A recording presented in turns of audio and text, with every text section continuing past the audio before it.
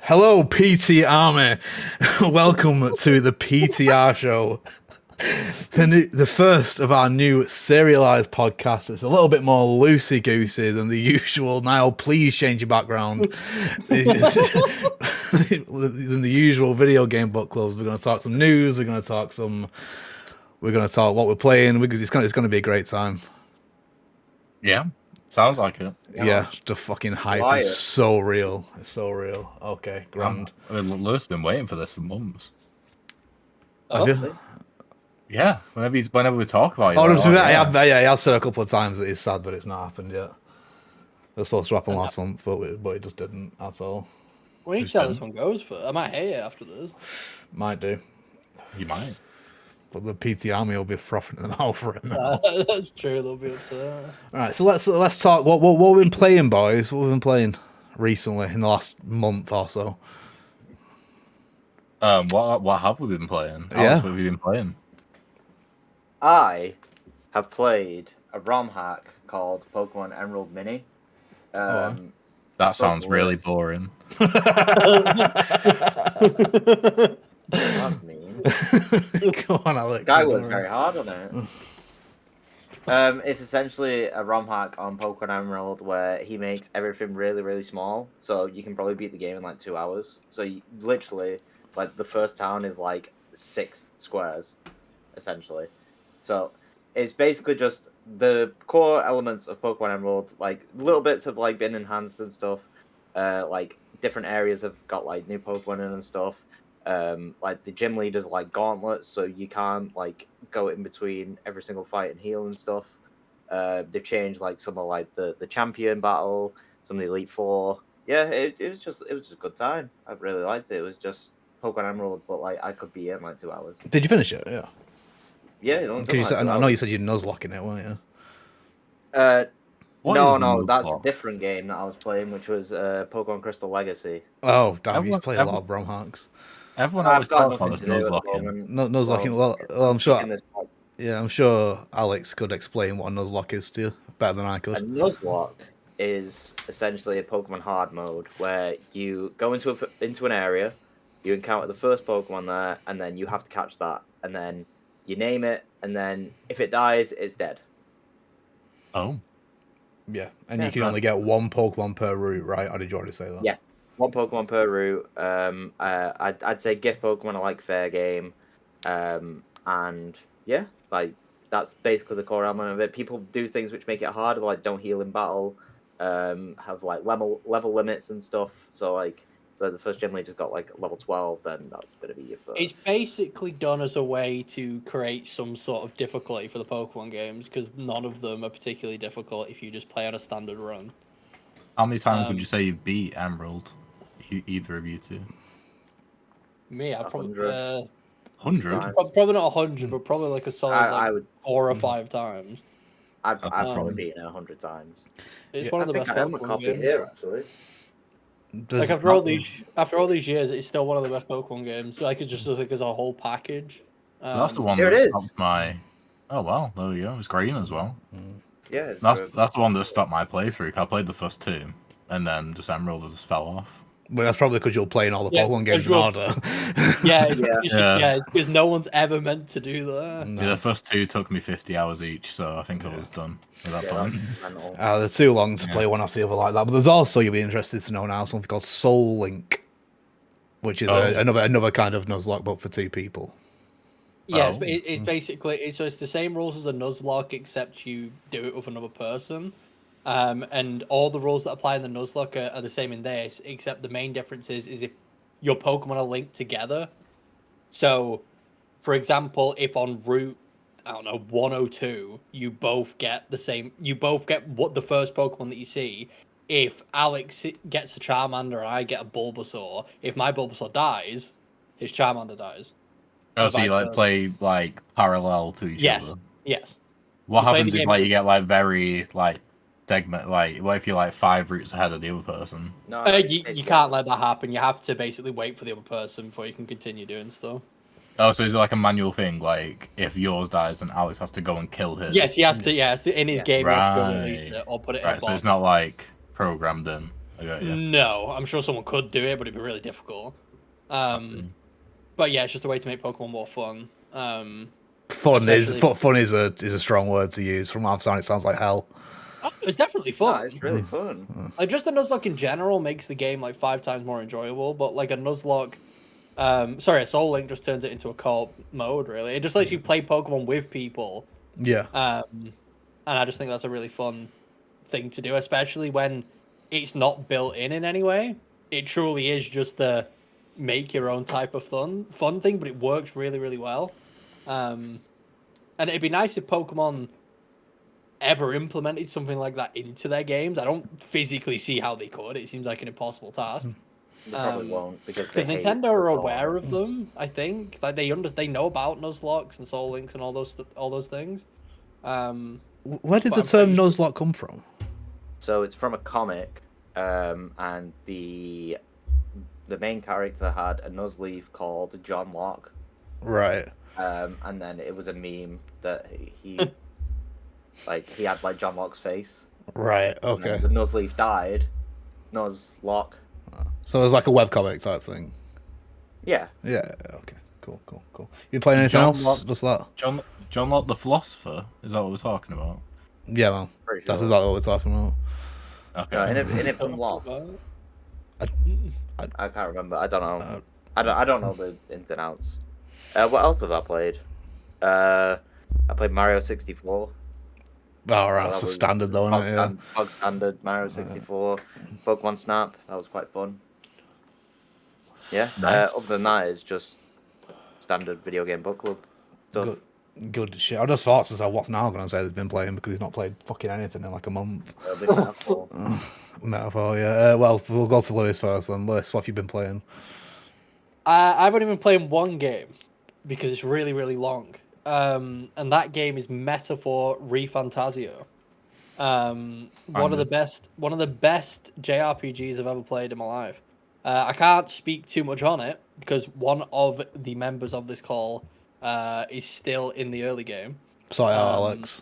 So obviously I can't discuss many plot details. I think you'd like the Atlas games, Alex. I think you should play them. Yeah, that's true, yeah. There's a series called Persona that you might like, you might enjoy, if you've never read it. But everything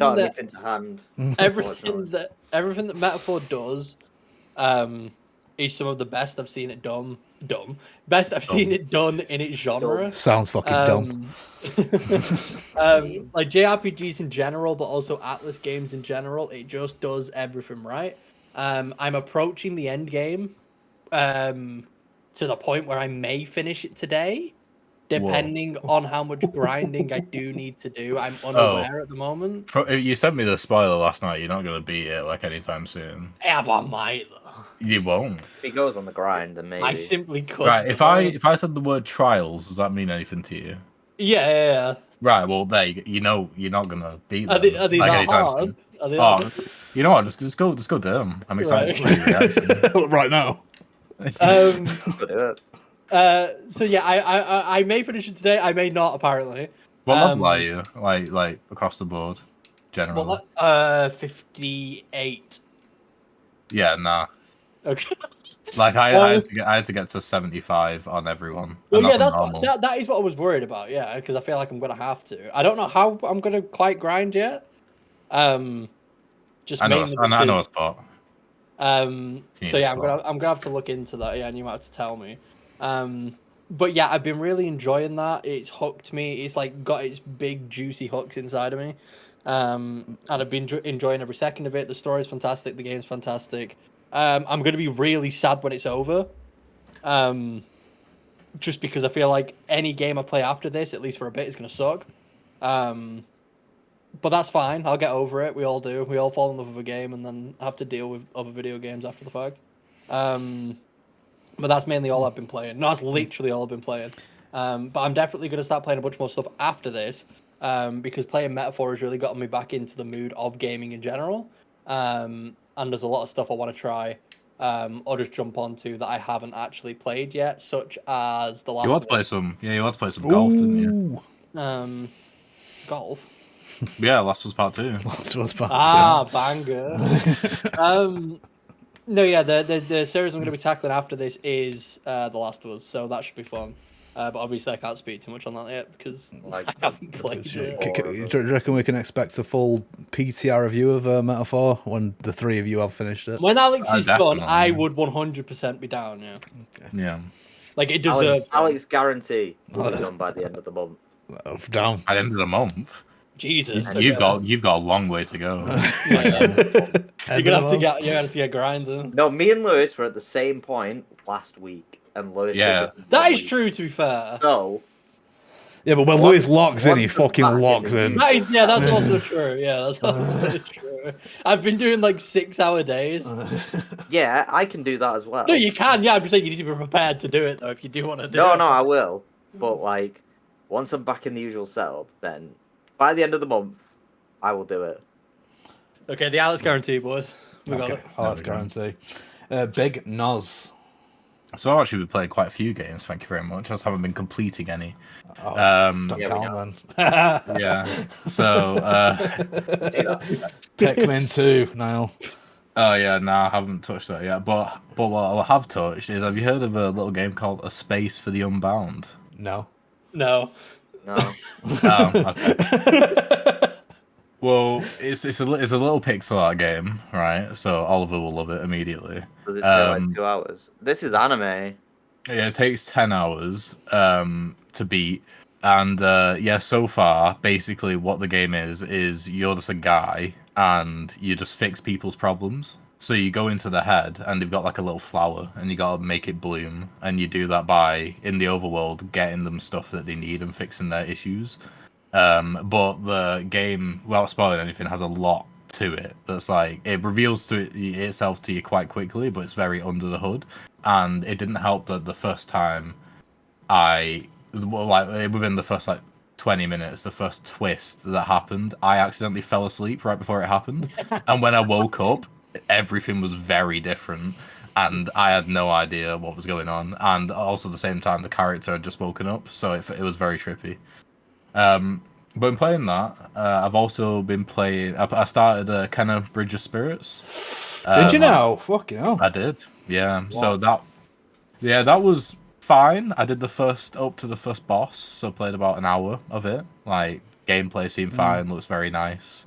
Don't know if I'll pick it up again, but that was alright. And then finally, one game which I'm eager to carry on with is Inscription. If you guys have heard of that game. The name rings a bell. Yeah, basically it's a deck building game. The actual gameplay is quite similar to, which it's just like it's a card game which you'd find in like a big AAA game. Like, it's not super deep, but it's very, very enjoyable so far, and the actual deck building mechanics are very interesting, and also the vibes are very good. There's a little there's a card called the Stoat, and he speaks to you, and he tells you. Doesn't Inscription actually have a good story? Isn't that why a lot of people liked it? Well, yeah. So I mean, so far I don't know too much about the story. I've just done up to the first boss, and that's it so far. I mean, it's hinting at stuff. So like, I've got a code to a safe. So when I find out what's in that safe, who knows? But yeah, like you just basically you start the game, and it's kind of like that Netflix show, The Bandersnatch, where it's like a video game, but it's also like affecting reality and that sort of thing. So you play the video game, and then you're inside this cabin, and there's like this little monster guy, and he's playing cards with you, and he's like acting like a dungeon master. But then you can also get up and around the cabin, and it's hinting that your goal is to eventually escape the cabin. Okay. Also, a really weird thing is that when you start the game for the first time, it does not let you press new game. It forces you to press continue game, which I think hints at something, but I don't know what. Okay. I mean, again, it just sounds like it's trying to trip you out. That sounds cool. Yeah, no, it is really, really good. It's on, I think it's on Game Pass, and it's definitely on PlayStation Plus. So, don't really like deck builders, I've decided. You might like this one. What made you decide that? I just don't like it. I don't like the random. I know you like your random list. You don't know. You're but that's the thing. Alex D kind of guy. That's why I like. I also don't really like deck builders. Like, I'm not a big fan of Slay the Spire, but this one allows you to control the randomness very well. Also, it's not a spoiler because it happens within the first 20 minutes. When you die, you get given a death card, and you get to sort of craft it, and then that gets added to your deck the next time. So you choose stats from cards in your deck, and then you also get to name the card as well. And then I called mine Nile, because I didn't realize that it would be in my deck, and so now I have to send mine to die quite a lot, and I just start killing myself over and over again. Good shit. Yeah. So I've played going from the 15th to the 15th, I assume. So I've finished 7 games this month. I'll briefly talk about some of them. So Lonely Mountain Snow Riders, that was really good. It's just a really short kind of skiing game. That's it's all about like kind of dexterity and making fast turns and stuff like that. I gave that a 7 out of 10. I got a couple of 8 out of 10s this month. I got Avowed, which was really good. Oh yeah, I really enjoyed Avowed. It's actually made me. Avowed. What? Tell us about Avowed, Oliver. To tell you about it, it's just an Obsidian RPG. It's how did I describe it to you guys? It is two Outer Worlds as Skyrim is to Fallout. It's just Obsidian's kind of Skyrim, if you know what I mean. It's like their fantasy version of it. It's really good. It's quite short for an RPG. It's quite condensed. There's not a lot of side quests. I managed to do all of them, which is unlike me. And I did the game something like 15 hours, something like that. Yeah, the goal, I believe, from them was to make a sub 100 million RPG, which I think is why it's so short. What was your opinion on? Because one criticism which I've seen on the internet is that the cities in particular feel quite lifeless. Like none of the NPCs actually move. Did you notice that? They don't move. They don't walk around. They just tend to stand there. But that is quite typical of this specific brand of RPG. I found. Like it's the same in Fallout, right? They only move if they are say they're going somewhere and you gotta meet them there, kind of thing. So yeah, enjoyed that. Another 8 out of 10 was Lego Horizon Adventures. Finally got around to playing that. That was just good fun. Just solid fun. Just a good Lego game. It's just a bog standard Lego game. That was one with the Lego movie sort of vibe, wasn't it? It is very, very Lego movie in the way that they move and like interact with each other and all that kind of stuff. It's all very much putting hands in the air, shaking, all that kind of stuff. It's it dumbs down the story of Horizon like quite a lot to the point where it's almost unrecognizable, although it leads to the same place. But yeah, no, really enjoyed that. But the one that I actually really want to talk about is the only 9 out of 10 I got this month was Rift of the Necro Dancer. Ah, okay. Just incredible rhythm game. I've thought about it a lot, and I think it may be the best rhythm game that I've ever played. Better than Guitar Hero, man. It's close. It is close, but Rift of the Necro Dancer just kind of edges out a little bit. So the way it's different from other rhythm games is that it's very much like what you're looking at is kind of like Guitar Hero way, where you've got like frets and stuff like that, but as instead of notes, it's enemies, and each enemy behaves differently when you hit it. For example, like if it's just your bog standard skeleton, you hit it once. Or if it's like a big skull, then you hit the skull and it'll explode into 2 skeletons further down. There's certain enemies that'll wait a second and then just absolutely rush you. So it's all about like timing, like remembering what each enemy does and timing it along with the music. And unlike Guitar Hero, man, it is actually a rhythm game. It is all down to rhythm. If one of the notes are not following the rhythm, then it specifically tells you that it's not going to follow the rhythm. Yeah, there are enemies that are offbeat on purpose. Yeah. I played it a little bit as well. I haven't gone back to it since my first session, but I did really enjoy it. And I do agree with what Oliver's saying in terms of, one of the reasons it's so good outside of just being built incredibly well is that it's just incredibly unique, and it's a really difficult thing to do in the rhythm game genre.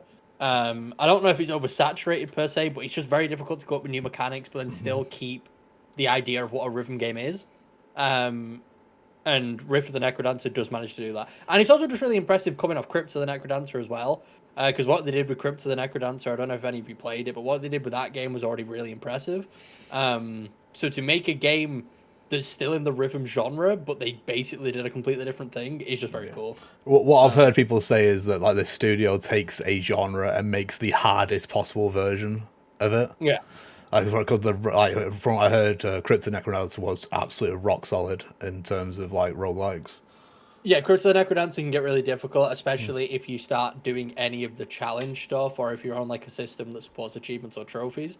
I'm pretty sure, from what I understand, the Crypt of the Necrodancer trophy on PlayStation is one of the hardest platinums to get. I think only like 20 people have it or something like that. Like it's stupidly difficult. But it's one of those games that people don't mind trying to go for it though, because it's a game much like Rift of the Necrodancer. It's a game where the only reason you're going to do bad is due to you misplaying or just doing something wrong. It's very rarely ever the game's fault. Which again I think is just difficult for games to do. I think it's difficult to make a fair experience that still feels fun even when you're losing over and over again. And that company does that very well. Yeah, it was very good. I think I played on medium for like half of it, then had to go down to easy. It's very hard, but it was always I'm just too slow for this. Yeah, you know what I mean. There was never a case of this is unfair. It's just everything that you can do is laid out in front of you. You just need to be able to be fast enough to do it, or practice enough, I suppose. All right, crack. Shall we talk some news then, fellas? I don't mind. News? You don't mind? All right, okay, fair play. We'll just leave it then, I guess. I'll allow it. Now, do you want to hit us with some news? Yeah, you know what? I will. So at the time of recording 17 hours ago, the trailer for Death Stranding 2 On the Beach was dropped with a release date, which was, I believe, June 26th, which is pretty crazy. Because when did the first one come out? It came out in 2020. 2020, I want to say, yeah. Yeah, in like November 2020. So we've been waiting. It would have been almost 5 years. No, 2019. 2019, so over 5 years. Yeah. Yeah, so what it seems to be doing, in my opinion, is taking what Last of Us did for Last of Us Part 2 and just going in that direction in terms of the story. So I'm not going to spoil the story in any way for Part 1. But yeah, so the first Death Stranding was very much about, fighting the environment that the player is in. Like, the player is in a very hostile environment, and they have one core goal, which is connect America again after it had been disconnected by the essentially cataclysmic event which happened.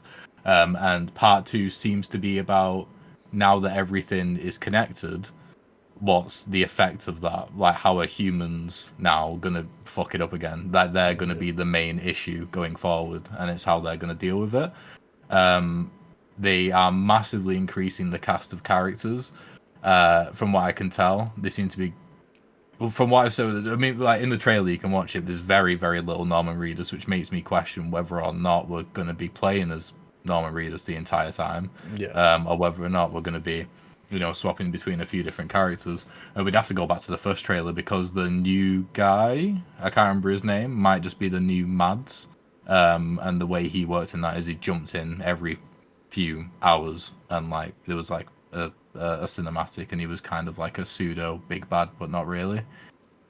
But yeah, it just seems like it's doing sort of more of the same. Like the graphics don't seem to be massively better. The cinematography seems to be kind of as on point. The graphics were already insane in the first game, to be fair. Like they're absolutely incredible.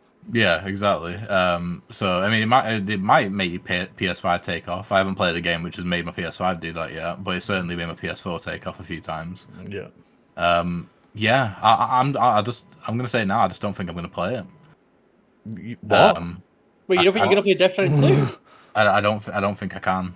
What the fuck are you talking about? Why? You're the biggest advocate for the first one. What do you mean? The reason being is it's a personal one. It's because of the. It's because of the baby, of course. Literally, watching this trailer made me want to throw up and die like 10 times, and I don't know if I can do that for 30 hours. I might be able. Like me and Meg tried playing Death Stranding 1 again, and even just with BB, that it was already pretty difficult. Even though I knew that the. Well, I suppose I could play it first because I am gonna play it definitely. I could play it first to let you know what the general theme is surrounding the baby. I mean, there's one bit in this trailer with Fragile, and I did not like that bit with Fragile. Not one bit. I'll be honest, Assume I've everyone's seen this trailer. not seen the trailer yet. I'm watching it now for the first time. Jesus Christ, does it look good? It does. That's another thing as well. The environment seems to be a way more reactive. Like the environment in Death Stranding 1 was very much stagnant. Like it was a set puzzle that you had to overcome, and that's what Death Stranding is. It's just every step is a puzzle and trying to figure it out. Whilst this one, it seems that the environment can change quite considerably, and it's a lot more varied as well. Like really, really varied from the look of it. Yeah, that was the big thing that was announced in the first trailer. Was that is that Wong? I think that's Wong.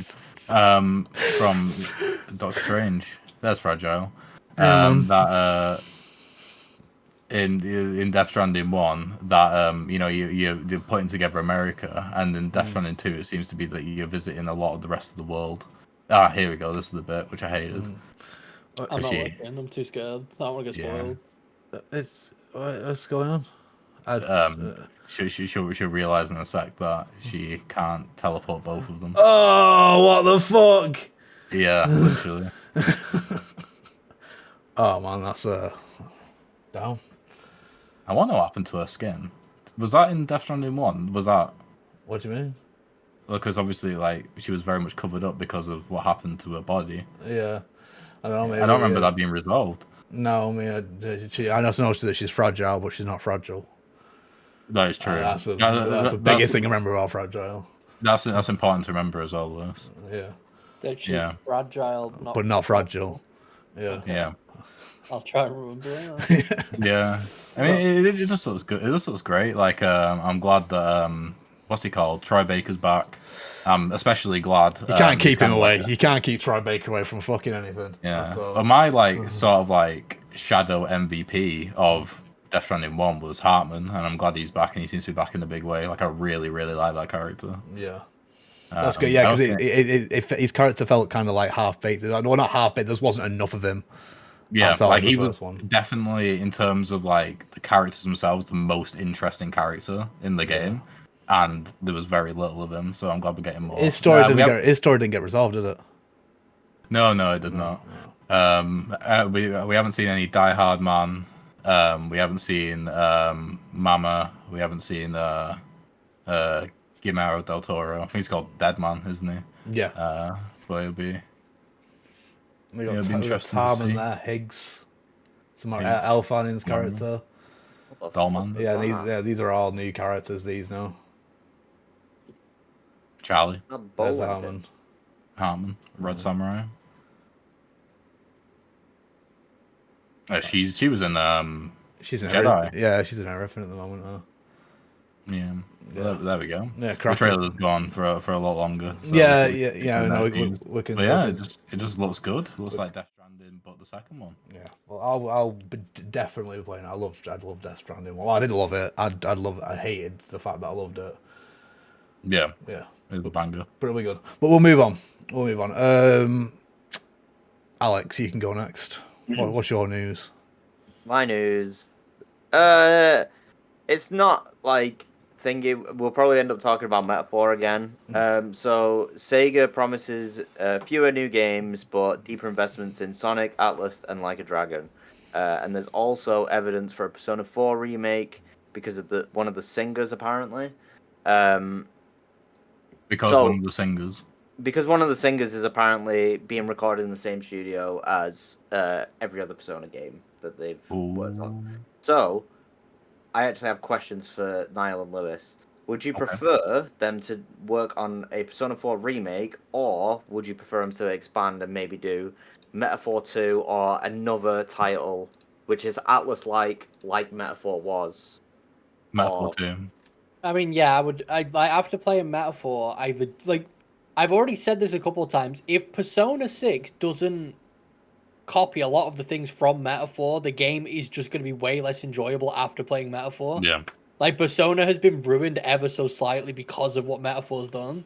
I've never liked the combat in Persona games, and I think the reason why is because what was missing was the stuff they'd done in Metaphor. Like, the pre-planning with the archetypes and your party is just so much more deeper in Metaphor, and so much more rewarding and enjoyable as well. Like, sure.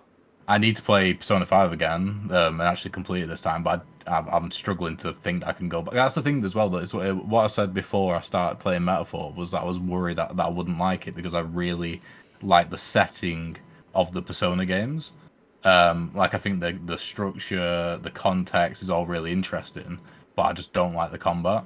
But with Metaphor, it mixes the two really well. If it, like Lewis was saying, if well, like he was implying, if Persona 6 does something very similar to Metaphor, and I think that's sort of the best of both worlds, but I just don't see that necessarily happening. So just Metaphor 2, really. Yeah, I think as much as, at least with the Persona 4 remake question, like, if they want to do it, fine.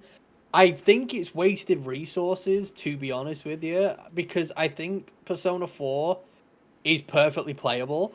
I'm happy that we got a Persona 3 remake. Yes. Do I think that needed a remake more than 4? Yes. After getting the Persona 3 remake, do I overly think it was worth it over just making and focusing on Persona 6? No. I would have preferred if they just put more focus in Persona 6 and we got that instead. It feels more like a filler, or just sort of like a we don't have this thing that you want ready type thing, so we're gonna keep remaking these old games. And some people may not like me saying that, because I know some people love Persona 4. I love Persona 4 as well. It's great. I just think remaking the entire game, especially from the ground up like they did with Persona 3, which took them ages, by the way. Like, it took them so long to do it, like years and years. I just don't think it's worth the time. And I think because they've done stuff like Metaphor, it's proven that they can just sort of go outside of the realm of Persona and just sort of do better things. And I think their time is just way better spent doing that, rather than just remaking stuff that we already have access to as well. That's the issue, is that it's not like Persona 4 or Persona 4 Golden is difficult to play. It's on every console. Yeah, It not like looks a good. few years ago where you literally had to either get a PS Vita or a PS TV. I Yeah, think it and was. mechanically, especially compared to Persona 3, it plays fine. Persona 3 had the biggest issues in terms of, like, it aged poorly. Yeah, I mean, I played Fez, and I did have I struggled a lot with it because I played it on hard as well. But like, it was playable. It's not like it's unplayable to No, play yeah, Persona 3 yeah, it's not Fez. like It was yeah, good to get the remake, but but the jump. Persona 4 getting a remake, it would be nice to have. But I would much prefer to get either a Persona 6 or like either a spin-off or Metaphor 2. Yeah, honestly, like, give me another Persona 5 spin-off. Like, legit, just give me. Yeah, I don't know. Tactica 2. I don't want this to seem like I'm shitting on Persona 4, because I'm not. I really like Persona 4. Like, I think story-wise, Persona 4 is still one of the most, like, fun ones. It's just, I don't think it needs to be remade. I think it's just great as is. Like, honestly, Yeah, like that's what I mean. Persona 4 Golden was better than Persona 3 Reload. Like, definitely. I mean, I can understand you saying that. I don't know if I agree, but It's hard to rank them, I'd say. as a package, I think Persona 4 works as it stands, and I think it holds up very well. Like I said, I think that was the biggest issue with Persona 3. Persona 3 didn't hold up particularly well. Persona 4, in my opinion, does hold up well. And I just don't think it needs a remake. I think it would be like remaking Persona 5. Like, I just don't. It doesn't make any sense. There's no logic to it, and it would just be wasted time for everyone. But it's also weird in general. Your original headline of talking about Sega promising fewer games but deeper investments in, what was it, Sonic, Like a Dragon, And Atlas. and Atlas. But like, they've been pumping out like a Dragon games like Oh, I know. consistently every year for like the past like 4 years, 5 years. So I don't know how much more they can like jump into that. Sonic as well. What else is like Sega publishing at the moment outside of like Sonic and Like a Dragon and Persona and stuff? Probably a lot. Isn't that pretty much just no? But I feel like I don't see like big Sega bangers dropping anyway. Didn't they say they were pumping out a lot of remakes at one point? I'm sure there was something like Crazy Taxi and Jet Set Radio and shit like that. They published a 2-point series. They do. Did they? Sega, Oh, yeah. No. It's only in 2009.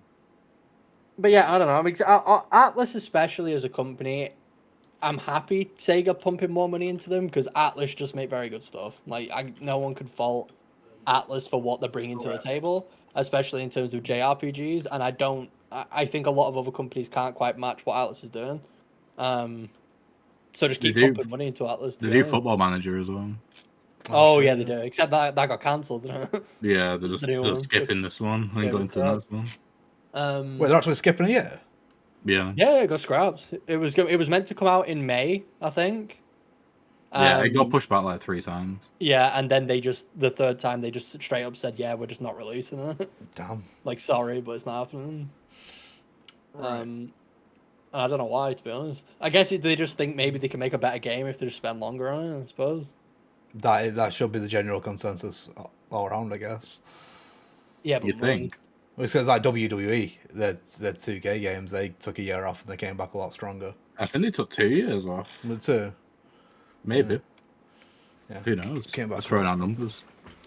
Belting. Lewis, what have you got for us?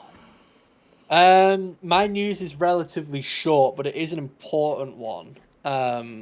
Just because it sort of is dictating the future of what like multi-platform gaming is going to be like, and it's that with the release of Forza Horizon 5 on the PS5, I don't know the exact release date. Does anyone know the exact release date? Forza 5 PS5. No. That is, I don't know if we have a date for it. Oh no, April 29th of April. Yeah, Forza Horizon 5 was announced for the PS5, so obviously you'll now be able to play it on Xbox and PS5. It's like multi-platform, that's great. But they are forcing you to sign up or sign in with a Microsoft account if you are to buy the game on PS5. Like you're required to have a Microsoft account in order to play the game. Do we think this is bad? Yes. For the future of just games in general, because PlayStation have been doing this for like the past year or two now, with all of their PlayStation games on PC, and they did with Helldivers, didn't they? Yeah, and people absolutely hated it. Like, if there's one way to piss off your consumers, it's to have like a proprietary sign-in system or force you to do something that they don't want. They just don't want to do. And I didn't think Microsoft would do this, especially after all the backlash that PlayStation got for it. I definitely believe it should be an option. You should be able to sign in if you want to, because like for like achievements, you know what I mean? Yeah. And vice versa, trophies on PC or whatever, that's fine. But it should be. I mean, doesn't it basically add DRM? What if you've got no internet? That's a completely different issue in general. To be fair, that's a lot of games nowadays. Yeah, we've been having this conversation since the Xbox One came out, didn't we? Like there was that big thing, like the people in the submarines, like at war, were like, "Oh, I can't play my Xbox games because I've got no internet." Yeah, I don't know. I thought it set a very bad precedent when PlayStation did it, and Microsoft are usually the guys to be like, we're all about the people, we're all about the games. We want you to enjoy like that's the whole reason they're bringing Xbox games to PlayStation, because they've realized that their console, or at least the Xbox as a console, doesn't really have a purpose anymore. So the best way to expand their business and for people to actually play their games is to release it on the PS5, for example, or the Switch. But why force you to sign in to a Microsoft account if they're all about this? Oh, we want you to enjoy it however you want to enjoy it. I know it's to like pad numbers. It's the same reason why PlayStation does it. It's to basically get their numbers up and to say that they have more users than they actually have. But I don't know. I just think it's really greedy, and I think it's a really easy way to just make people not buy your game. That's will have put so many people off buying the game on PS5. Yeah. Like completely, just because they'll be like, no, I don't want to. I don't want to have to sign up to Microsoft or have a Microsoft account. And I don't know why you'd restrict your player base like that. It just seems silly.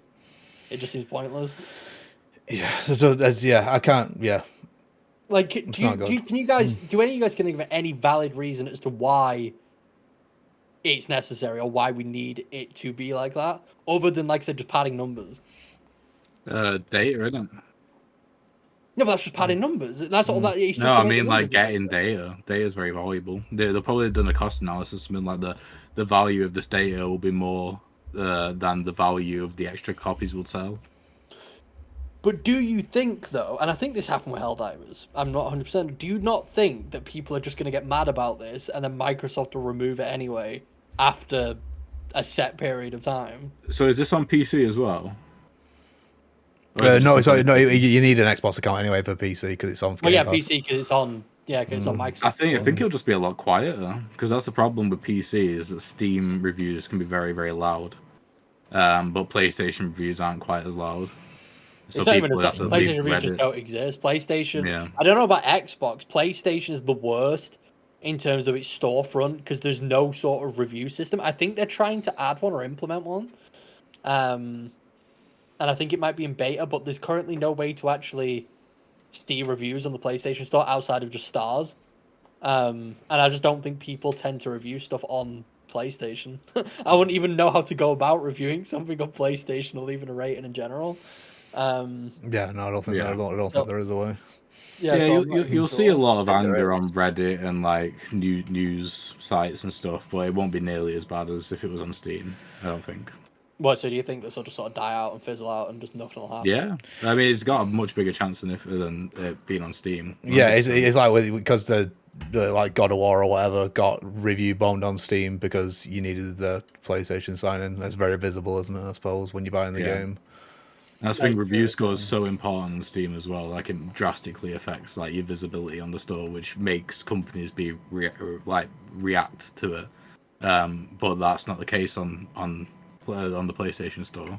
So, yeah, I do also think it's a very different situation as well because they're charging full price for Forza Horizon 5. I think it costs 60 quid. Yeah. Which is an insane thing to do for a game that's either on Game Pass or probably not 60 quid on Xbox in general. I imagine it's much cheaper, so I can't imagine the player base for this is going to be huge anyway, but I guess we'll just have to see. This is how they recoup the sales, isn't it? Considering that no one bought Forza Horizon 5. Well, that's very all, low yeah, people. This is how they actually get the sales of the game. But I'll just on the good news side of this, like it is still, regardless of the signing situation, it is still very good that Xbox are bringing this game to the PlayStation 5. Yeah. I mean, I hope we see this going forward, just in general, especially with Xbox. Yeah, because we've talked about it briefly before the pod about the Gears of War collection and all that stuff that's rumored. It's good news. It's good news. It's good for Xbox and it's good for consumers. It's good for the future of gaming for sure. Yeah. They just sort of need to sort themselves out with this whole sign-in nonsense. Yeah, this whole next generation of game, like this generation, next generation, is going to be all about like sorting this out and how it's going to work going forward. Because exclusives are going to become less and less important, I guess. It's just, well, if Xbox have the way, that's the way it's going to be anyway. Yeah. Cracking. We'll move on to mine, shall we? Some good news to outweigh the sad. So Tony Hawk's Pro Skater 3+4 has been announced. It is releasing on July the 11th. It's obviously a follow up to the last successful remake they did with 1 and 2. There's some good points, some bad points about it. So first of all, like the good, it seems like they're adding stuff to it. They're adding some new parks, new skaters, all that kind of stuff. They're adding Doom Guy as a character. There'll be like licensed characters that were in the original games that won't be in this one, obviously for obvious reasons. I think Darth Maul was. I don't know if Shrek was. Darth Maul was. Shrek was in Tony Hawk's Underground. Yeah. Yeah. That's what it was. But yeah, we're getting you're getting lots of returning skaters. One big obvious one that isn't returning is Bam Margera. Bam's gone. When that makes me worry for the future of these remakes because I really would like them to go for Underground and Underground 2 next, but I don't know how they're going to do that. They are not getting remade. Yeah, I don't know how they're going to do it. It'll be difficult to remake them anyway because obviously they are definitely a product of the time because they are basically jackass the game. No, literally. Yeah. But you'd have to completely replace Bam. You have to completely because he wouldn't allow it. Yeah, he wouldn't. He as a person now would not allow himself to be in that game with those people. No, it's completely changed. Yeah. I mean, it's one of those things with like remakes in general where it's like you either stay faithful to the original or you and a lot of games can't nowadays. Even outside of just like controversy, which happens a lot with games, it's just also licensing that again changes a lot of what gets put into these remakes and stuff, and it is sad. But I don't expect that to overly change much, to be honest. No, I'm glad they found a way to do it though, because it's like basically from what the like strategy is to just get all the songs that you can get and then create basically a mixtape that because in like I've been playing 1 and 2 recently, that soundtrack just plays constantly no matter where you are in the game. If you're in a menu, if you're actually skating, if you're in career mode, free skate, whatever, the soundtrack just carries over throughout all of it. The music never stops. So it's basically just a mixtape between the two games. But yeah, it's really good. But it seems like they got some bangers. But like, we obviously can't play the audio on the trailer that's playing now because we'd get copyright struck to fuck. But so Ace of Spades took me straight back because Pro Skater 3 was my first Pro Skater game. Yeah, and that took me right back to those days. It was really good. One of the sad for me anyway, a lot of people, it seems to be split down the middle on people's opinion on this, is that for Pro Skater 4, originally they changed the format, whereas all the 3 games that preceded it had that 2-minute timer in order to do as many of the goals as you can, and then you started again, you did the 2-minute timer again, because it does kind of create that extra bit of challenge in order to do it. Otherwise, it would be quite easy to get everything done. But yeah, for 4, they appears that they changed that up, and it was more of not an open world, but the timer wasn't there. You went and got missions from skaters, I believe. Alex, can you remember? I've not played it. Oh, right, you were talking about it earlier. I believe you got missions from like skaters and stuff like that, but they've changed that, so they're making it match all the rest of the games. Obviously, it's got a 2-minute timer, so they will change some of the goals to kind of match up with that. I always preferred the underground way of doing things, so that kind of disappoints me a little bit. I kind of agree. I like the way Underground does things, but I don't dislike it in Pro Skater because that's just how Pro Skater plays. And I enjoy Pro Skater for what it is. I think it's a different type of game. Like I like you said, I much prefer Underground, with the way it lets you tackle things. And it lets you do it at your own pace, and it lets you do what you want to do. But I think Pro Skater works the way it does because of the way the missions are set up. And I think it makes it easy for that quick, like, sort of jumping gameplay where you can just play for a bit, mess about, and turn it off. And you don't have to invest too much into it. And I think it's also very addicting as well. I think having that, like, short time limit and just being able to quickly restart and just do it again over and over, I think definitely is what keeps me playing, at least, or keeps me playing for like one period of time. Because I just like seeing numbers go up, and I like seeing like my checklist get like ticked off. So I don't know, I'm excited. The only one I haven't played is 4, so 4 is going to be completely new for me. I'd played 1, 2, and 3 back in the day, so the 1 and 2 remake was fantastic. And seeing 3 and 4 remade it is super exciting because I loved 3. 3 was always my favorite one. And I think people consider 3 the best one. I do, but I might be biased because, like I said, it was the first one. But 4 is going to be a completely new experience for me, at least with the remake anyway. So that's going to be fun. I'm just very excited. The first 2, the 1 and 2 remake, is probably one of my favorite remakes of all time. It was just done so well. Is it confirmed who's making it? I think it's Iron Galaxy, I believe.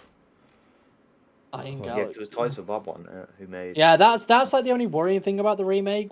Is that obviously it's not done by the same people who did the original one. Mm-hmm. Which again is worrying because obviously different hands behind it. It could be a bit of a mess, but I have faith. From the trailer they showed and everything, it looks good.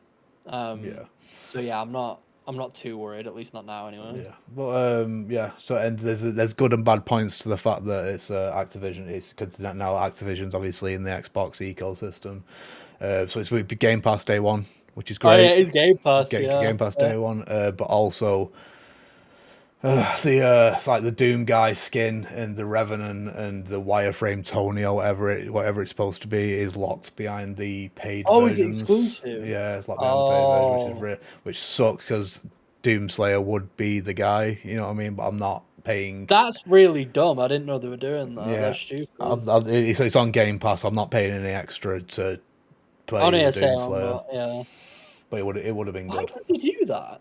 Because it's fucking Activision, that's why. Regardless of who owns them.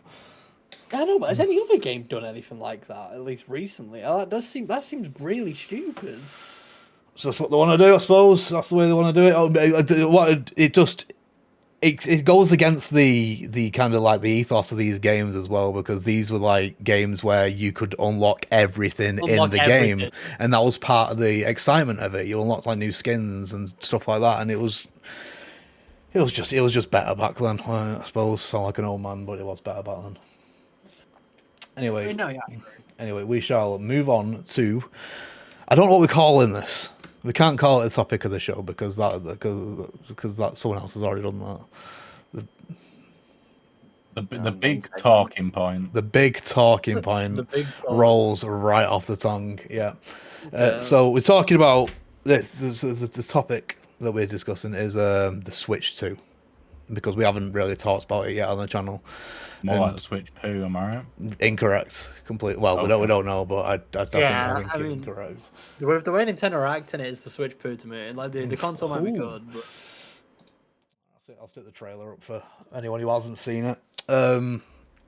So yeah, I want to talk about like predictions and stuff like that. Really, like what we think it's going to cost, when we think it's coming, what we think the launch games are going to be. Just first of all, what do we think about? What do we think we've seen of what we've seen so far? And what we've seen so far is the trailer that it's currently playing. Well, it's just a Nintendo Switch Pro, isn't it? Really, that's what it is. My opinion so far is it's one of the most lackluster console releases, at least in my lifetime, purely because, like Niall just said, it's basically just the Switch Pro. Like, it is a new console. It's the Switch 2, like, very true, but it's just an upgrade of what the base console already Alex did not like that. He's gone. Oh god, it doesn't feel. It doesn't. I haven't got that excitement for a new console coming out because it doesn't feel like a new console. Yeah, it just feels like this thing I already have, but it's going to be slightly better. Right, but counterpoint on that. Counterpoint. So the reason to me this doesn't feel like a new console is because it's Nintendo, and Nintendo iterate like very well in terms of like changing things up completely between generations. We don't know whether this is the Switch 2 or the Switch Pro yet, simply because we haven't seen what it looks. So we haven't seen what the games look like, right? Yeah. Well, because it's like saying the PS5 is a PS4 Pro. You know what I mean? That's the point I'm making, because not much really changed between that generation in terms of, you know what I mean? Yeah, I mean, I feel like Nintendo the reactive based off how they're doing. Really, I mean, like they tried doing the same thing with the Wii, didn't they? They made the Wii U. Yeah, they tried because the Wii was incredibly successful, and they innovated a bit too hard. And everyone hated the Wii U. And, you know, you can go like to the Game Boy Advance. That's more of what we're seeing here, where it's like, oh, super successful thing. Let's just do something like a little bit different, a little bit more powerful. You know, that sort of thing. So I think they're playing it safe, but they're playing it safe for a good reason. What is it, like the third most successful console of all time? Second most? Something like that? It's first, I think. Is it? Well, we're talking about PlayStation 2 and the DS. Well, the PlayStation, the PlayStation. Oh, the Wii. I've always talked about the Switch. No, I'm saying the Wii is number one. No, it isn't. I'm so confused. Well, the PlayStation 2 was number one, but I'm pretty sure Nintendo finally overtook them. Damn, someone's got to get the numbers up.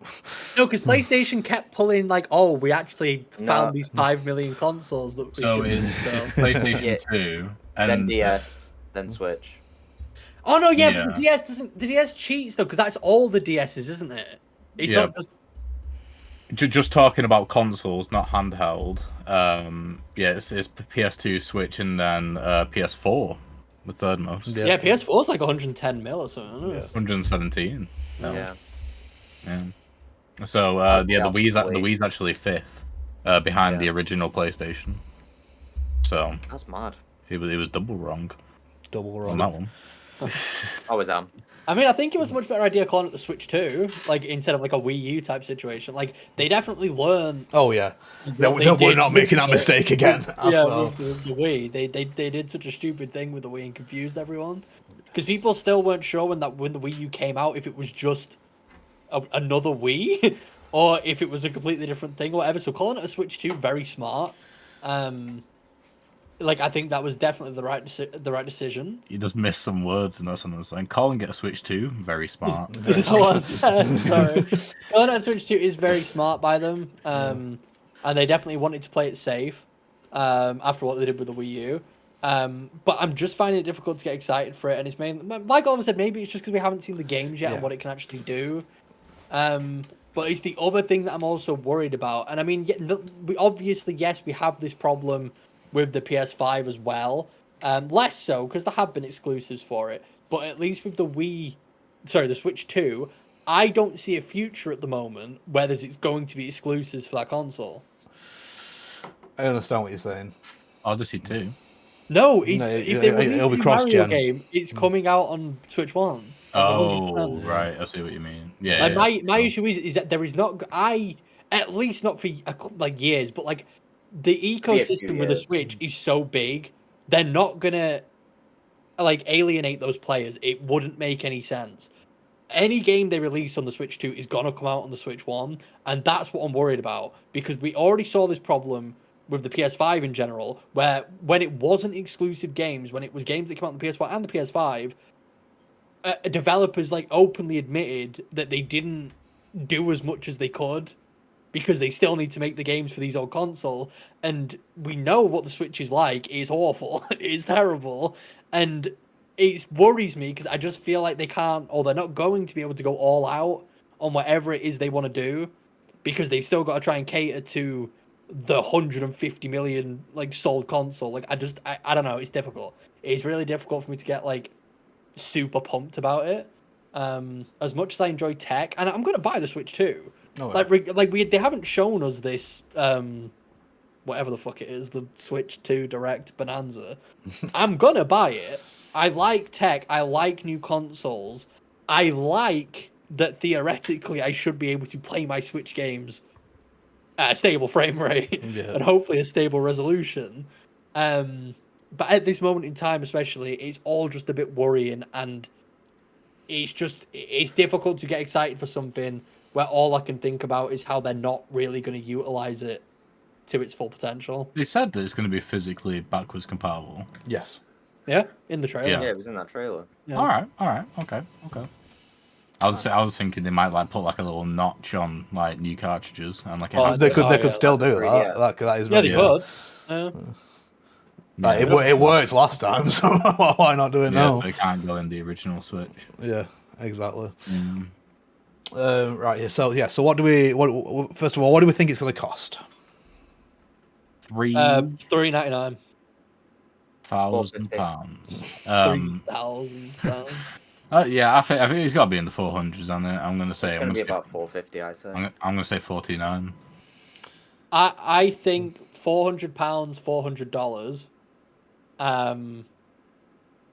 And maybe no. $450. You got to remember the tariffs that are being imposed in America right now. If they match dollars to pounds, I'll be pissed. No, that's what I was worried about. I said £400 or $400 because usually they match, but like you just said, the tariffs, they better not do like $600. All right, £600. Oh yeah, no, that will be bullshit. I think £450 is the max, is the absolute max they will go. But I think 400 because I think they want to. The reason I think it's at least 400 because some people were saying like 350 or whatever.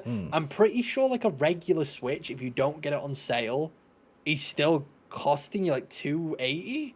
Yeah. I think close to 300. I can't imagine they're gonna mark up the Switch 2 by 50 quid. Like I just don't really see that happening. So that's why I think 400 minimum. To sell consoles at a profit, don't they, Nintendo? I'm sure I read that at some point. Yeah, so it's going to be. It's going to be on the high side, isn't it? Yeah, I think 350. I'd like to think 350 anyway. That's too cheap, man. 350's way. That's optimistic. Yeah, I'd like to. Especially with the way consoles are now as well. 350 to 400 for sure. I think anything over 400, you need to start asking questions because how much is a PlayStation 5? You know what I mean? Yeah, that's true. So the Switch 1 when it first came out was 279. Yeah, 279. Yeah. I remember that clearly. So when do we think it's coming out though? Holiday. November. I was a summer believer, but Niall swayed me. with his persuasions. Yeah. I think November, December maybe if they just want a Christmas like hype type thing. But November at the earliest, I think we'll see it, which is really disappointing if it's true. And if that does happen, mainly because it means don't expect anything or any releases on the Switch this year, pretty much till the end of the year. And it's just a bit of a piss take considering how long we've already been waiting for the thing. Yeah. ZA will be a launch title, won't it? Well, that's what I was thinking. And that's holiday, isn't it? The Japanese trailer said the Japanese trailer said fall. Yeah. Did it? That's also November. Yeah. Yeah, so, that's true. So yeah. So I do think it would be a launch title, which is good, I suppose. They need as many big releases as possible for the Switch 2 coming out because they want people to buy it. But like, and again, I know this is just me making it up. We haven't had the official confirmation yet. It's just when we get this thing in April, this presentation, it could be the best presentation ever. They might announce and show that this console is truly a generational piece of tech and it's going to change my life. But the moment they say it's coming out in November, it's just going to be a big sigh and just really just sad emotions for me. But maybe it won't be like that. Maybe they'll somehow get it out in the summer and it won't be that bad. But I just don't see that happening. I think the best we can hope for is like September. The absolute best. I can hope. Yeah. I don't think it'll be that. I think it'll be a holiday, but yeah, the absolute earliest I think we're going to see it is September. Which is mad considering when we were first getting hyped for this trailer that we've already shown, we were thinking, oh, yeah, it's going to be April. Yeah. Yeah. It all just kind of fell apart. I mean, at least we are getting that presentation soon. Yeah, we've got information coming. It is coming. It's not like we're sat here wondering when we're going to hear something. They've said we're going to. It is mad them announcing a direct 3 months in advance, but we know when it's coming. Do you reckon they're going to do a Connect and they're going to package it with an Alamo? And you're going to need the Alamo to play the games? I hope so. It's that time. They've got to get rid of them. They've got to get rid of those Alamos somehow, aren't they? They'll probably do bundles when it comes out, like Pro Controller bundles and stuff. Like, which there'd be no Pro Controller. Admittedly, if they did like a bundle and release like a Pro, I'd probably buy that. You'd definitely buy them. Well, Pro Controller and an Alamo. No, not an Alamo. Yeah, just the Pro Controller Alamo bundle, no Switch. Just those two. Do you think they're gonna do different colors for the Joy-Cons this time around? I don't think they are. Not at launch. Because of the way they've switched up the color scheme as well. Like I'm very interested how they're going to tackle the whole color thing anyway. Because the whole thing they've done, at least for the base model, is they've only colored the inside of the analog sticks. Yeah, it's like a color accent. So. Just this once. Let's just have one SKU. You know what I mean? Let's just have one. That everyone buys, everyone's equal, it's fine. And then later down the line, you can upgrade, or you can release new Joy-Cons and stuff like that. That's what I want. If, and this isn't going to happen because it just doesn't make sense money-wise, if on launch they offered two versions of the Switch and one was normal and one was an OLED, would you buy the OLED Switch 2 if it was 50 quid more? Is the resolution the same across both of them? Yeah.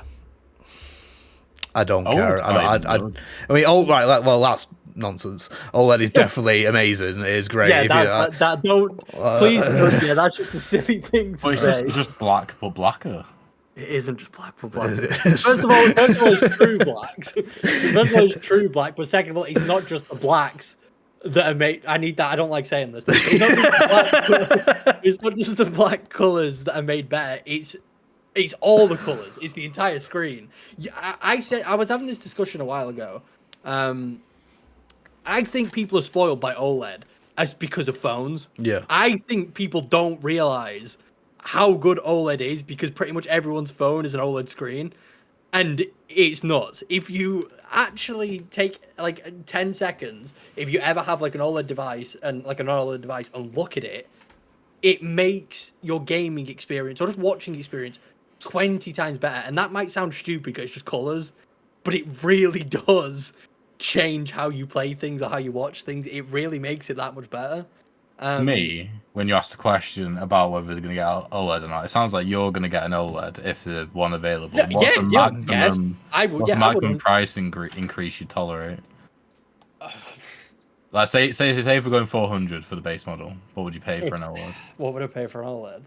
Absolute max. Going 500, yeah, it's got 500, damn. Anything more than that, That's not 20 times the price, I'll tell you that. Yeah, I would not justify it. I just don't think, because the thing is, these Switch controllers still they're going to be uncomfortable. Like they're still. Oh no, yeah, they haven't got, they haven't got a grip, so I just don't think I'm going to be playing handheld all that much enough to justify an OLED screen. Yeah, actually, you make a very good point there. Actually, yeah, I will be plugging it in, and it will not be coming out of the dock. I know it depends. Like if they release grips and stuff like they did for the that grip that I've got for the Switch One. Absolutely phenomenal. Yeah, well, the Nitro deck, they will release a grip. Yeah, so that would sway me, because I was about to agree with you, because that is true. If those Joy-Cons are anything like the original ones, I just won't be playing it handheld anyway. So I guess the OLED would be pointless. But if they release like a Nitro deck, then I probably would play handheld. So I don't know. I guess it sort of depends on the situation at the time. Yeah, no, I do agree that OLED is definitely better, but until I get an OLED TV, which I still don't have, then I feel like I can't. Yeah, I can't like just pick OLED everything all the time kind of thing. So yeah. True. That's fair. It's one of those things where unless you've like experienced it like frequently, or you've experienced it in like a life-changing way where you're like, oh my god, I see the difference, then you won't really care. I want a 75-inch. I want a TV that big, and I want an OLED, and then I'll be all in on it. I think. Yeah. You someone encouraged, no? Yeah. Yeah. I mean, like, if I ever want to go see the True Blacks, I suppose like go to Curry's. Stop. It's a lot cheaper. I mean, well, no, actually, you can get an ice cream as well if it's the summer. To be fair, I know this is even true of video games anymore. at Curry's and PC World and stuff with those like TV models, they look like ass because they pump the saturation up to max. Yeah, they do. To like, make it look as appealing as possible. It's got like colours you've never seen before. Yeah, no, legit. Like, you go like, oh my god, this looks incredible, but a TV does not look like that. No. Yeah, they always play those. You play those fucking 8K videos and shit that are on YouTube. Yeah. It's sales tactic. Do you know the tech behind OLED now and why you get True Black? Pixels. Yeah, so there's like each individual pixel is lit, and it's different. The True Black is when the LED is just off. You know what I mean? It's because regular LED TV tries to mimic black, so it has a color for what pitch black is, whereas an OLED it completely turns off that pixel. Yeah. So what's good about it? Black isn't a color. Is that it makes absence of color? Absence of color. What's good about it is that you get a more realistic, and I don't mean realistic as in like, oh, Mario looks fucking 8K crispy, but I mean you see colors that the way they're actually meant to be visualized. You see colors in a more proper state than as compared to like a regular like PC monitor or an LED TV. It's just a much nicer experience. Like I said, it's hard to sell when I just say, oh yeah, brother, the colors are better. But like, it really does change the way you view things. Would you rather have OLED 60 Hz or LCD 144 Hz? Oh, now we're asking the real questions. That is completely dependent on what I'm doing. Is this PC gaming or is this... If you had one display for everything, you had to carry it around, plug it into different things, which one would you pick?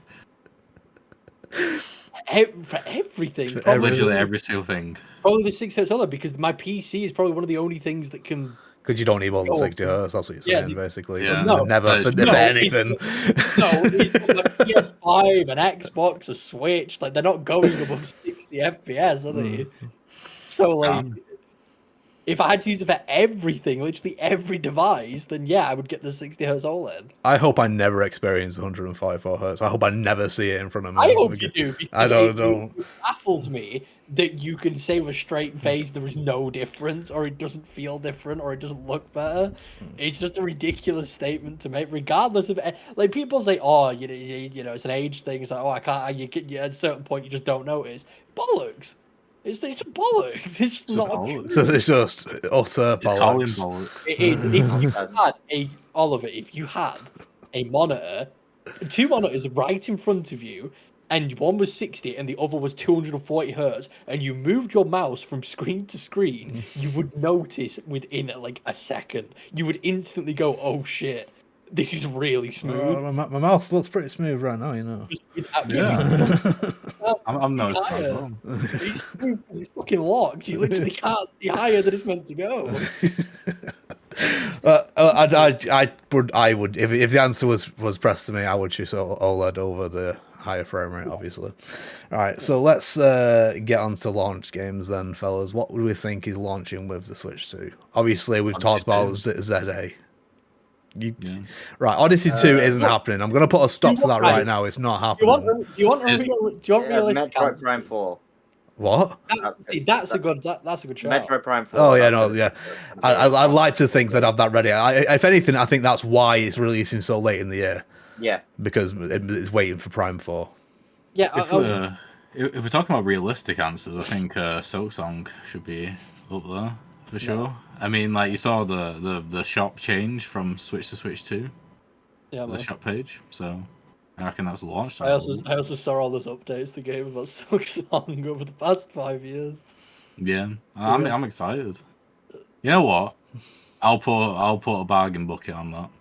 Right, we can't keep making KFC bets because I can't eat as much KFC as I'm gonna have because the amount that you're going to be wrong. That's true. I'll do separate buckets. One for Silksong and one for Odyssey 2. Odyssey 2 is getting announced in the April showcase. Right. Okay. For launch. I don't believe that Odyssey 2 exists or will ever exist. They're making a new Mario game. They should do an Odyssey 2. They should do, but I don't think they're going to. I would be happy to be proven wrong because I loved Odyssey, and I think more of it is only going to be a good thing. But I don't think, because it's gone beyond the generation now. If they move on to a new generation, I believe they're going to do a new thing. This is why I disagree with you, because like with the new 3DS, I do. They did a bunch of games which are new, right, in the title. Yes. So with the Switch 2. I think they're going to do a bunch of games with 2 in the title.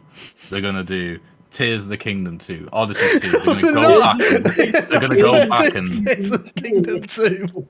They're going to go back and they're going to redo Splatoon 2. They're going to do everything 2. Everything's going to be 2. That's what I think. Tears of the Kingdom 2. Fuck you. We are forgetting one obvious one. Mario Kart. Yeah, Mario Kart is 100% the release. Or 9. Probably their big holiday title. Yeah. 9? Mario Kart 9. Oh, I thought you were just saying no in German. No. Yeah. So yeah, that is the only game that we know is coming out because it was shown in the trailer, and it looks good. Apart from Donkey Kong, which looks bad. Yeah. You think they're gonna put Splatoon 4 on? Splatoon 2. I've said this. I assume it's shut up. Splatoon 2 too. Splatoon 4 will happen. Splatoon literally does incredible every single time they release one. I don't think it would make any sense for them to just decide, nah, no more Splatoon now, we're done. It won't be a release title, obviously, but because didn't Splatoon 3 only come out? I'm saying did it only just come out? It probably came out 4 years ago. It came out September 9th, 2022. 3 years. Jesus. Yeah, but that's about the time between Splatoon 2 and Splatoon 3. When Splatoon 2 2017? It was 2018? No, it's 2017. No, it was June 2017. Yeah. Oh, yeah. Yeah. So that's 5 years. Oh. Yeah. Splatoon, they'll definitely do another Splatoon. We'll get a new Mario game, won't be on launch.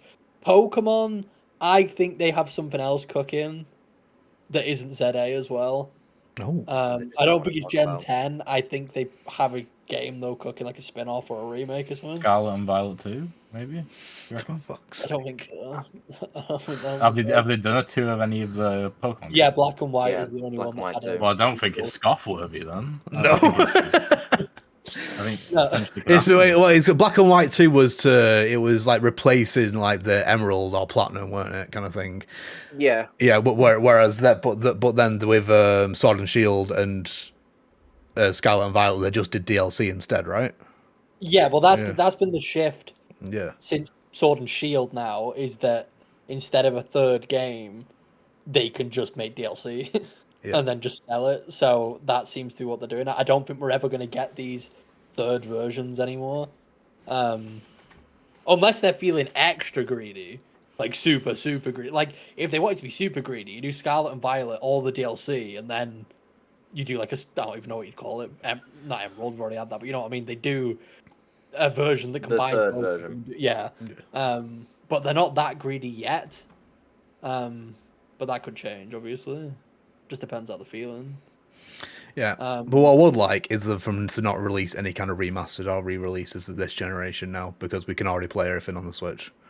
Oh, but they're You gonna. I know they're gonna. You're in for a rough surprise. They're going to remake so many Switch games that we already have, and they just go, yeah, but this is the Switch 2 version. HD. Don't need it. Like, they're going to release Mario Odyssey. Oh, if they call any of them HD, then they'll burn the fucking place down. It's so weird that still used as a subtitle now. It is weird, to be fair. You alright? As if every game is. To be fair, the Switch is struggling nowadays to run anything HD. So Yeah. I'm not really OLED surprised, to be honest. Yeah. So, But yeah, I don't know. Actual games coming out, I think Prime 4 and Mario Kart 9. One last thing I want to talk about the Switch 2 before we finish. Do we reckon the rumor is true about the Joy-Con being a mouse? Yes. Yeah, they pretty much showed it in the trailer. Yeah. You know, they showed it face down. Yeah, this is what I'm thinking. But I think that is, I think it's quite a good innovation. I think it'll make a lot of games, like for example, the 2-point games would become playable on the Switch rather than being an absolute nightmare. Yeah. Mario Paint 2. Mario Paint 2, even Metroid, man. If they implement it right, Metroid could be. No, I think. Yeah, you just have to play it in a certain way though. Yeah. That I you think can't it's just very- like lie in bed and play it. I think it's a very good gimmick. I don't think it hurts the console it being there. And I think, for example, those crackheads on like Splatoon 3 or Splatoon 2 use like the gyro and stuff. I think the mouse will be a big game changer. And I think for FPSs in general, it will be good. I just don't know I don't know how much it will be utilized or focused on as a feature. I feel like people know it exists. Yeah. You think it's gonna be like the IR sensor on the Switch One? Yeah, like it'll exist. The people who use it will like use it like all the time. But I think outside of that, it'll just sort of be a gimmick that's just sort of there, and then no one will really. It's a shame because I think it's got potential. Like I said, I could see myself holding one Joy-Con in one hand and one Joy-Con flat on the desk, playing Metroid Prime.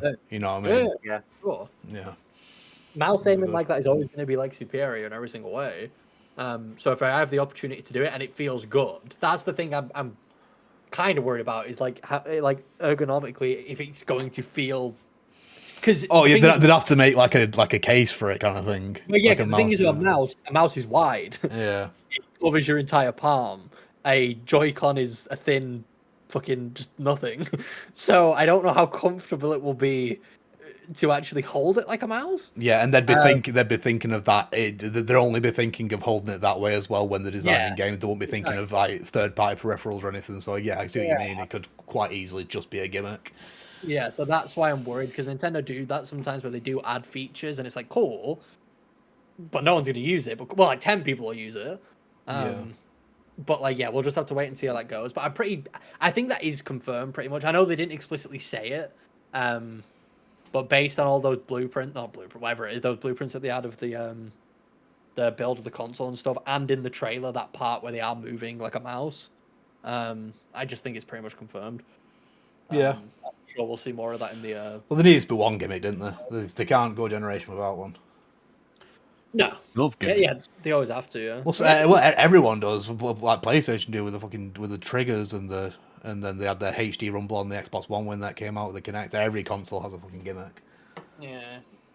Well, it's good to do gimmicks like that because if like usually a lot of the time, like I said, it's one of those things where they might not get utilized, but if people end up liking it, then you've got like a moneymaker on your hands. You've got something that you can actually like focus and like go all in on, and then you could sort of try and do more with it. But if it doesn't work out, then it doesn't really harm you. It's just sort of like, well, it's there, it's there. It is what it is. We'll move on. We'll try something else.